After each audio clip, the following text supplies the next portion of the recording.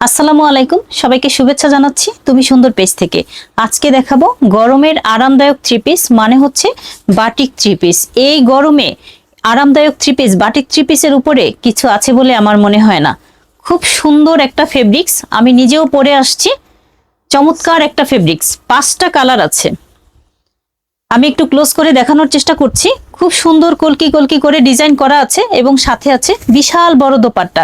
কাপড় নিয়ে কোনো রকম কোনো টেনশন করতে হবে না, কোয়ালিটিতে আপোষহীন হচ্ছে তুমি সুন্দর পেজ। সাথে আছে বিশাল বড় দোপাট্টা এবং স্লিভসের কাপড়টা সম্পূর্ণ আলাদা। যত বড় আপনি হাতা দিতে চান দিতে পারবেন ইনশাল্লাহ।